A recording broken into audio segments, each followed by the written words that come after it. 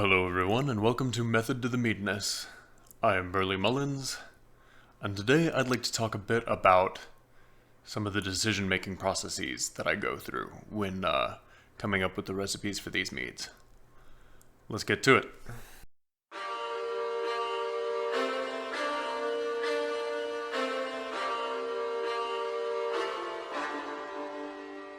So I'd like to do this video just to clue you in on why I make some of the decisions that I do, and when I make some of the decisions that I do. I've chosen this particular mead to do this video on, just to break down why I'm making it, because it is a relatively decision-heavy mead. The description of it was left a lot open to interpretation, and that definitely leads to a lot of work on my end, but it also leads to a lot of fun. I do believe a change of music is in order, because this is actually a sci-fi mead, and I'd like to do a test run of my sci-fi ambient music, so if you don't mind popping into the comments and telling me what you think, if I should stick to this or just go with what is the tried and true ambient music for my mead making videos, I would really appreciate it. Alright, so, as I've already mentioned, this is a sci-fi mead. The only information that we really have on this mead is that it is from a planet with a lot of mushrooms, and it is assumed that the spores of these mushrooms are what the mead is made out of. There's not a lot of detail given. For your reference right now, I will not be listing the particular sci-fi property that this mead came from, nor the specific names of the references that I'll be making to the descriptions of this mead. That'll be left as a surprise for when I actually do make it, which should be my next video depending on release schedules and orders. Right. So, that out of the way, the planet that this mead comes from is loaded with mushrooms. Apparently not much else can live there. And so that's, right off the bat, giving me some decision points. Do I go with a sweet mushroom? Those exist. There is a mushroom called a candy cap mushroom, which apparently smells and tastes largely of maple syrup, which would be a very good flavor to have in a mead. It would be fun, and it's relatively accessible. You can get dried candy cap mushrooms online, delivered with relative ease. Another thing about this planet was that it's arid, and I did look up, and desert truffles do exist. You can get edible fungi from the desert. The problem is they're a little hard to get a hold of, and they are cheaper than black and white truffles that, everyone knows and maybe loves. They are still pretty expensive and difficult to get a hold of. Not impossible, difficult. And so that leaves another option. Do I go with a savory mushroom? Do I go with something like a dried shiitake? And this presents a very intriguing challenge. I've never made a savory mead before.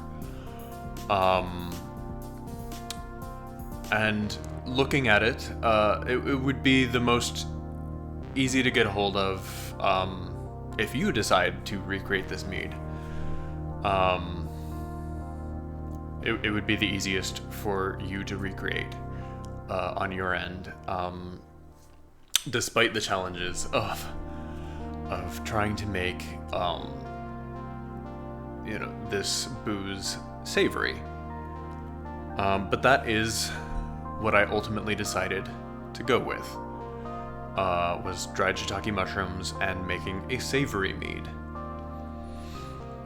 Now, mead by definition has to have honey, and 51% of the fermentable material has to be honey in order for it to be called a mead. So I decided to go with a with making this mead a bochet, which is a mead made with scorched or otherwise caramelized honey. And since I'm going through this caramelization process, and I'm going to take it pretty far, I went with clover honey. Not much of the original character of the honey is going to come through. Once it's done scorching, it's going to taste rather toffee-like and a little bit smoky, which should go great with the mushrooms. I think I'm going to have it still be a little sweet. I'm going to try for some residual sugars, which should bring a really interesting flavor combination to the party. I'm also throwing in some relatively common herbs to just try and play with that savoriness.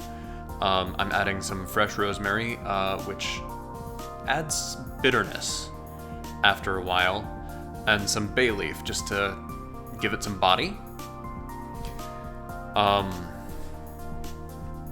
One of the things I haven't decided yet, because I'm still researching, actually, is whether or not I'm going to add salt to this. I did some research on the effects of salinity on fermentation.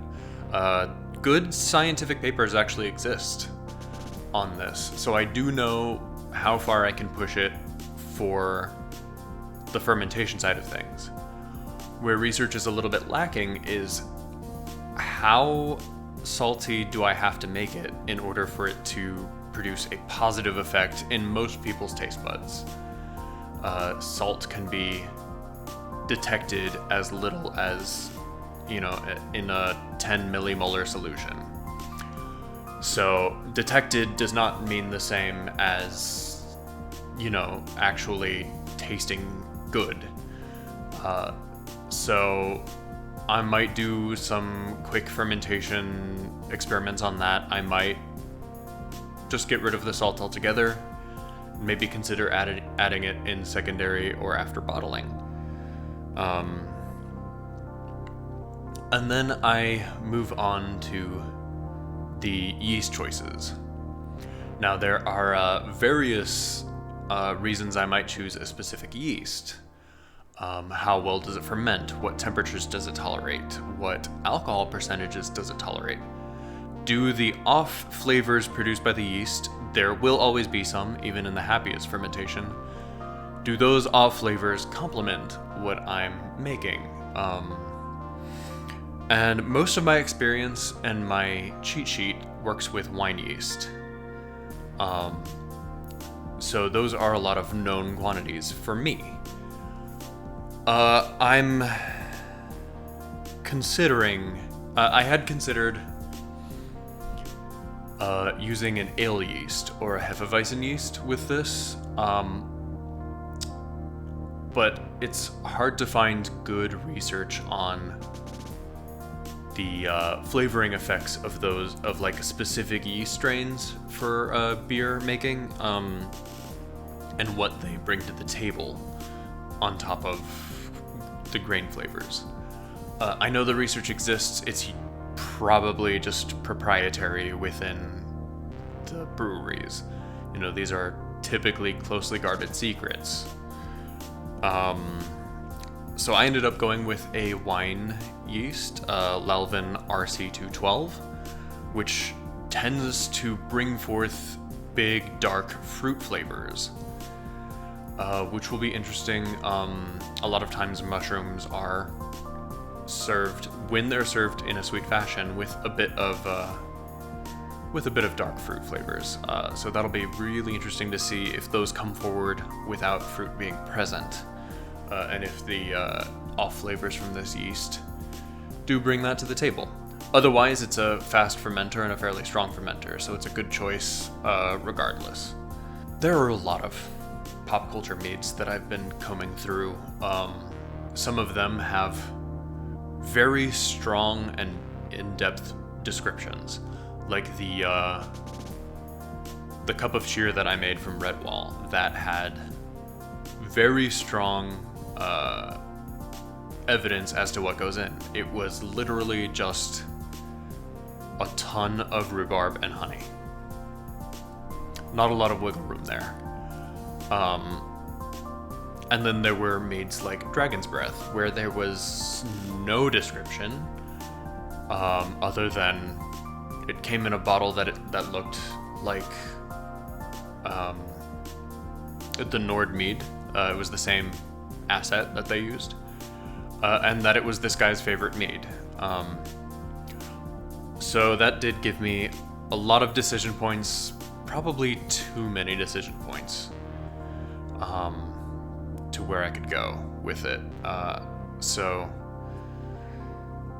something like this, where there is a description, but a lot of leeway on my end, I think that might make it the most fun for me. And let me know if you feel the same in the comments. Speaking of letting me know in the comments, do you like this kind of video? Do you like this sort of behind the scenes talking head, where I'm talking about my process in deciding what goes into the meads? Or do you just want to see me make meads? Do you want to see me do more equipment review videos, where I talk about what goes in? Please let me know in the comments. And also like, subscribe, and hit the bell icon. It really means the world to me. And also, let me know if you come across any meads in pop culture that you want to see me make. That is, after all, the whole idea of the channel. This was Method to the Meadness, and I'm Burley Mullins.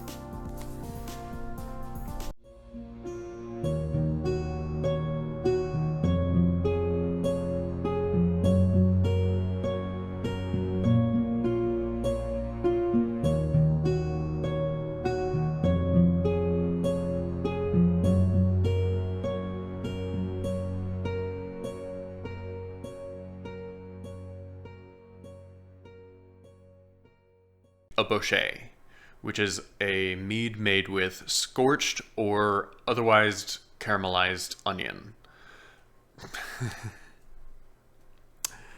That's going in the bloopers. No,